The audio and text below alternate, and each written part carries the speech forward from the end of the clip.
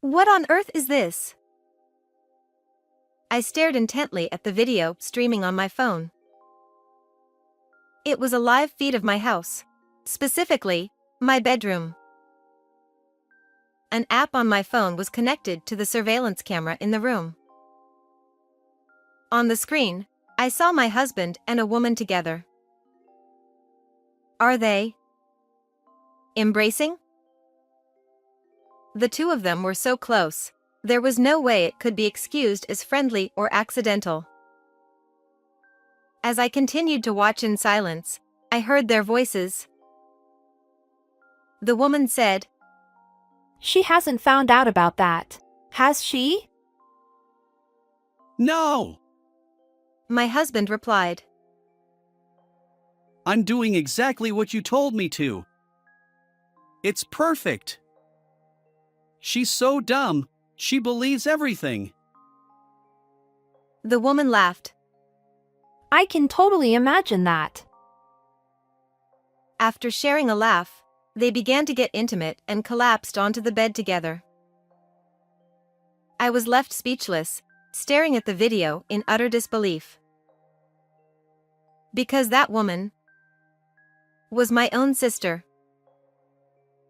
My name is Nancy. I'm 50 years old. I've been married to my husband, Jason, who turns 55 this year, for 20 years. We don't have any children, so it's just been the two of us living together. Since we both worked, we had a comfortable lifestyle, but that all changed about 10 years ago. Jason was diagnosed with early-onset dementia. At first, it was just small mistakes at work, so I never imagined it could be dementia.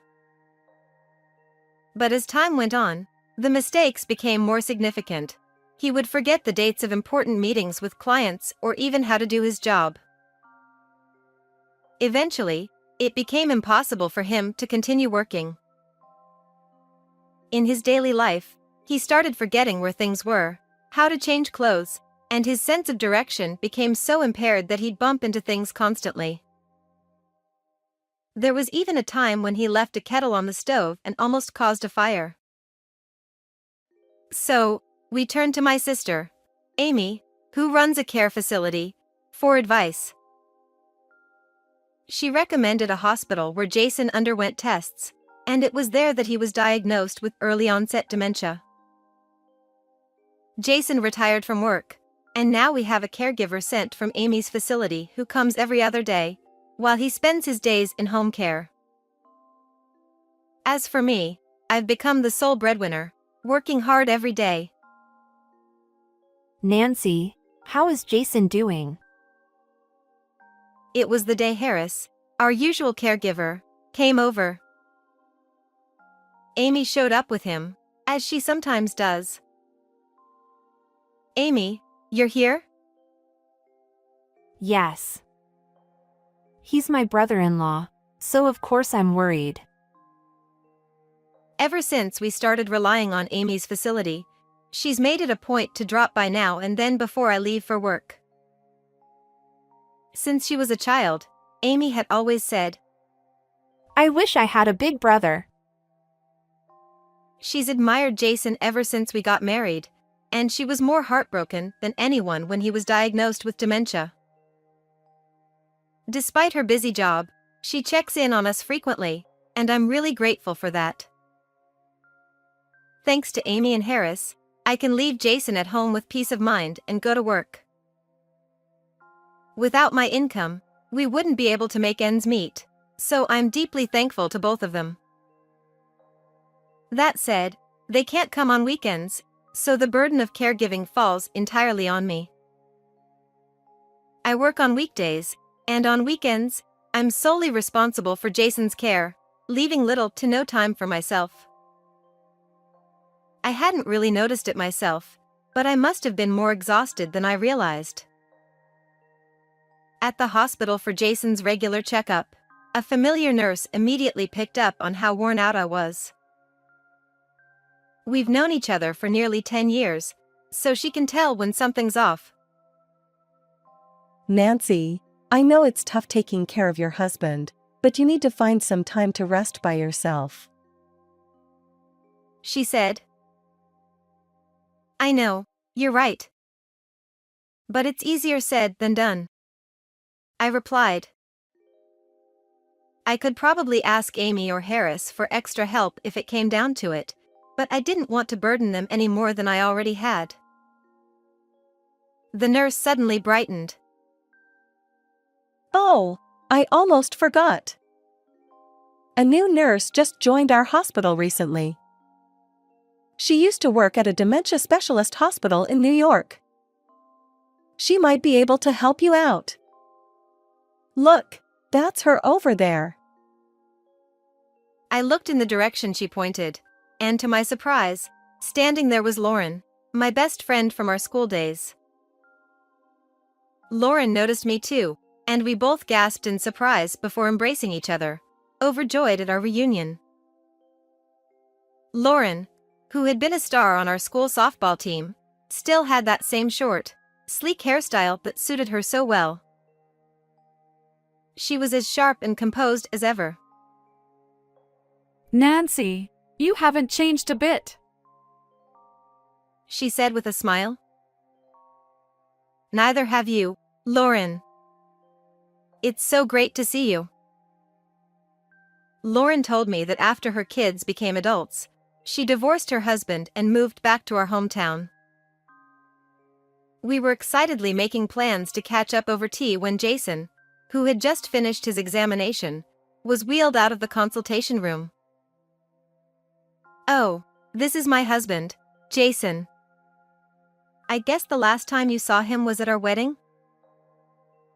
Yes, it's been a long time. Lauren said, addressing Jason. I've been friends with Nancy since middle school. She knelt down to meet Jason's eye level in the wheelchair, but suddenly paused mid-sentence. Lauren? I asked, noticing her hesitation. Oh, sorry. Lauren replied, snapping out of it.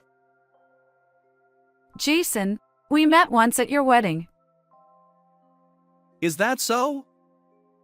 I look forward to your help. Thank you in advance. Jason said with a cheerful smile, bowing his head. Lauren watched him with a somewhat curious expression that I couldn't quite place. Realizing I was puzzled, she quickly stood up and smiled at me. I've taken care of many patients like your husband, so I might be able to offer some advice. I'm sure I can help in various ways, so don't hesitate to reach out. She said. Thank you, Lauren. I'll definitely take you up on that. I replied. We waved goodbye, and after that, I ended up seeing Lauren quite a bit, whether it was to pick up Jason's medication or when he wasn't feeling well. Each time, she looked at me with a concerned expression, but I pretended not to notice and just let it pass. A few months after reuniting with Lauren, I was at the hospital with Jason for one of his checkups. After Jason was called in for his examination and went into the room alone, I heard someone call my name. Nancy. It was Lauren, her expression slightly more serious than usual. Lauren? Is something wrong? I asked. Jason just went in for his test, right? Do you have a few minutes? She asked. Sure, I have some time. I replied, a bit puzzled. Lauren led me to a counseling room. Nancy, how is it going with taking care of Jason? She asked. You're worried about me? Thanks for that. I said, giving her an update on Jason's condition and how the constant care was starting to take a toll on me. Lauren listened intently, and I assumed she was concerned about my well-being. But then she began. Actually, Nancy. What she said next left me in disbelief. Lauren started by explaining that about a week before we reunited, she had seen my sister Amy walking through town with a man.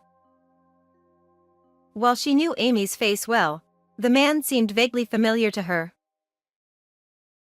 I called out to Amy, and she introduced the man as her boyfriend. Lauren continued. When we met at the hospital that day, I suddenly realized that the man I saw was your husband, Jason. I was so shocked. I didn't know what to think. She said. That explains the strange look on your face at the time, but... I trailed off, trying to process this. Lauren had seen Amy and Jason together a week before our reunion, yet Jason hadn't seemed to recognize her at all during our meeting. Lauren explained. Back then, I still had longer hair, down to my shoulders, and I was wearing glasses. I looked quite different from how I do now.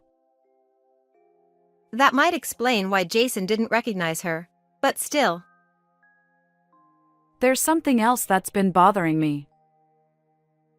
Lauren added. She mentioned that Jason's behavior at the hospital struck her as oddly unnatural for someone with dementia. She had encountered people faking dementia in her previous job at a specialist hospital, and Jason's behavior resembled that of those pretending. The man I saw walking with Amy in town was striding confidently, speaking clearly, and seemed perfectly healthy. Lauren said. Could it be a case of mistaken identity or a mix-up? I asked. I don't think so. Lauren replied. Jason has a distinctive tear-shaped mole under his right eye, doesn't he? The man with Amy had the same mole. I'm sorry if this sounds inappropriate, but he had a certain charm about him that was hard to miss, even for a man. Realizing how her comment might have come across, Lauren quickly apologized, but she was right. Jason did have that mole under his eye. It's not the kind of feature you'd easily find on someone else. The face, the mole's position, it was too much of a coincidence. Could it really be true that Jason has been pretending to have dementia for the past 10 years and, on top of that, has been having an affair with Amy? It was hard to believe, but Lauren had never been the type to lie. Nancy, I have to be honest. I don't think this hospital is very good. Lauren said seriously. What do you mean? I asked, surprised. The doctors here aren't particularly skilled, and despite the bad reputation, the patient numbers are oddly high. Don't you think that's strange? I think you should make sure Jason really has dementia. Her words lingered in my mind, so I decided to take action. I bought a home security camera from an electronics store and discreetly placed it in our living room and bedroom. I set it up to record while I was at work and made it so I could check the footage from my phone during breaks. When I reviewed the footage, I was stunned. Jason's behavior was completely different from how he acted around me. He didn't seem to have any trouble finding things, and he went about his day normally. Even when Harris, the caregiver, came over, there was no sign that she was actually helping him with anything. What's more, the footage revealed that Amy frequently visited our home when I wasn't there. Their conversations were all captured on tape. Nancy hasn't figured out that you're faking dementia, right? Amy asked in one of the recordings. No, I'm following your instructions.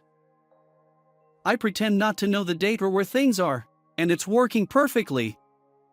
Jason replied. I think it's also good to act like you can't write or to try going outside at night, pretending it's daytime. Nancy is so trusting that she'll never catch on. Amy added. What about Harris? Are you sure she won't spill the beans?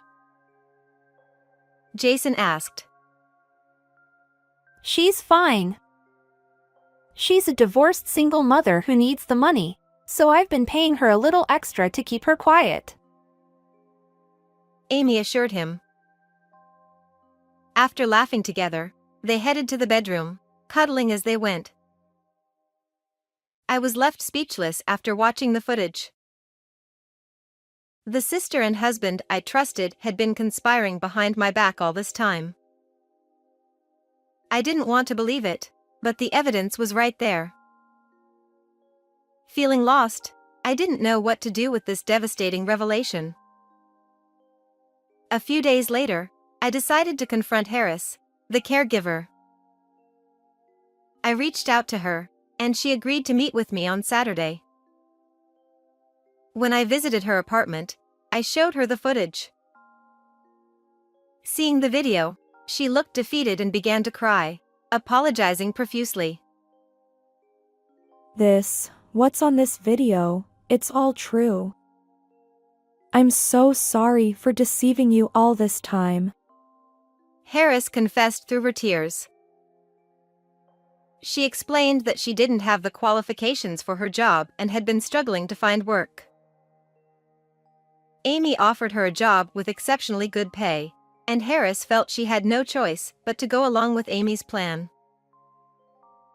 Just as Amy mentioned in the video, Harris was a single mother in need of money. However, the guilt of being complicit in deceiving someone weighed heavily on her conscience.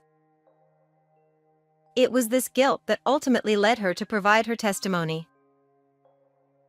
She also gave me receipts, copies of her work logs, and her diary entries from that time.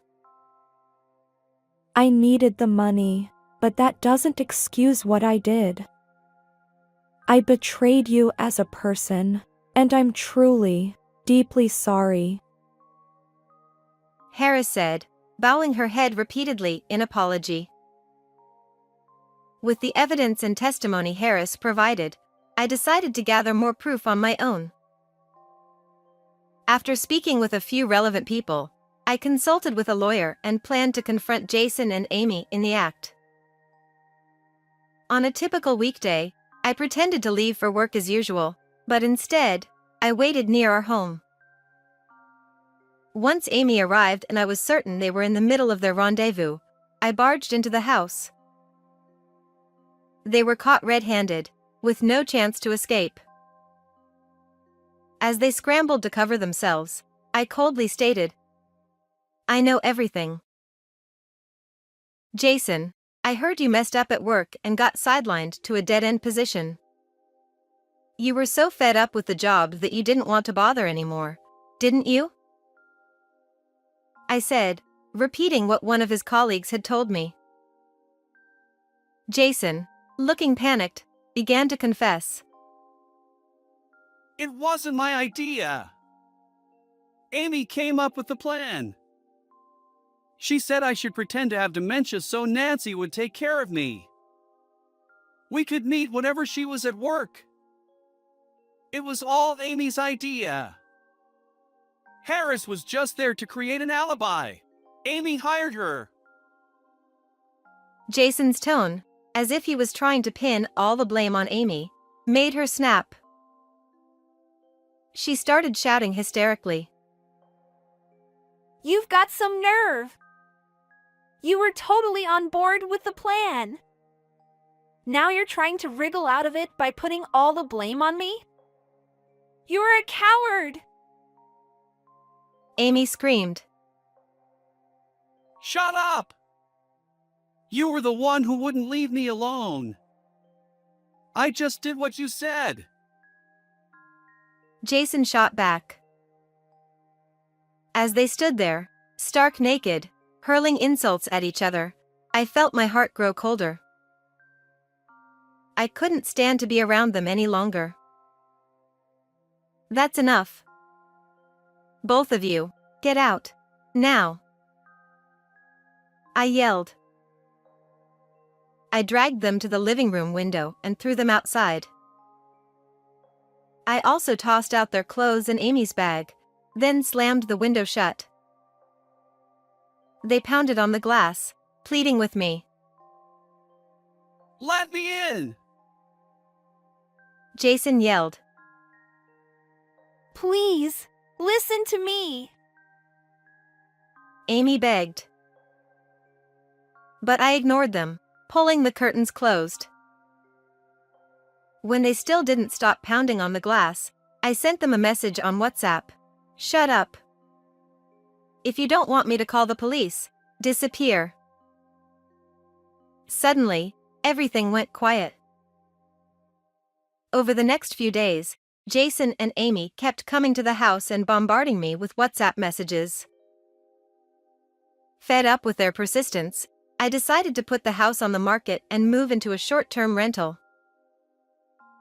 I had already transferred the house, which was originally in both of our names, into my name alone when Jason was diagnosed with dementia.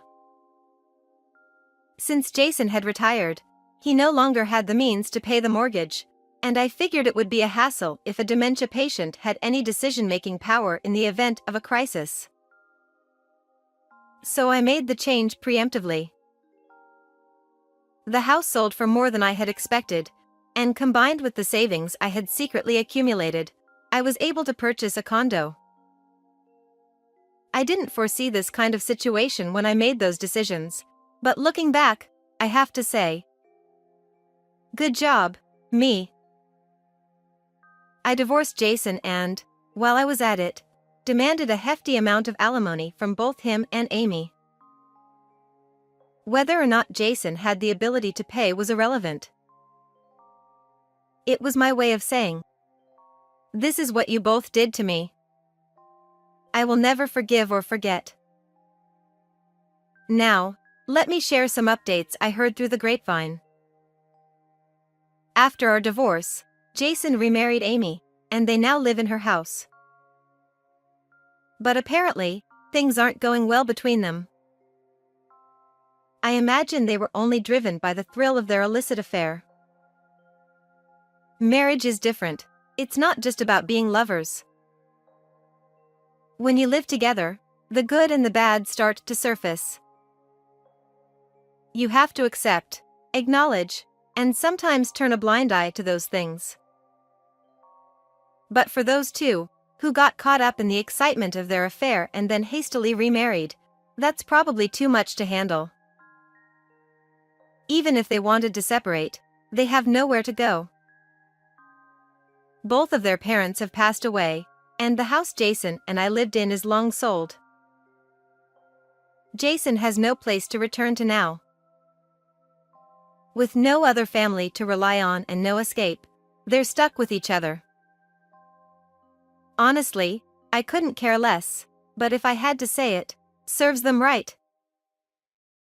As for Harris, her testimony led to Amy's facility losing its certification and eventually being shut down. It seems the business hadn't been profitable enough to repay the bank loan she took out to start it. So, in addition to the alimony she owes me, Amy is now deep in debt. That's a fitting price to pay for stealing her sister's husband. The quack doctor who gave Jason the fake diagnosis also faced consequences. After the scandal broke, most of the staff, except for Lauren, quit, and the hospital eventually went out of business. It turns out that the doctor had been taking on requests from some shady sources, issuing fake diagnoses like the one Jason received, in exchange for patient referrals. That's how this doctor, despite lacking any real skill and having a terrible reputation, managed to attract so many patients. After uncovering the truth, I realized how ridiculous the whole situation was. But I also had to acknowledge my own fault for blindly trusting what my sister and that quack doctor had told me. According to Lauren, I'm too trusting and tend to believe whatever people say. I don't like being suspicious of others, but I've learned that I need to be more discerning and think things through more carefully from now on. That's been my ongoing reflection lately.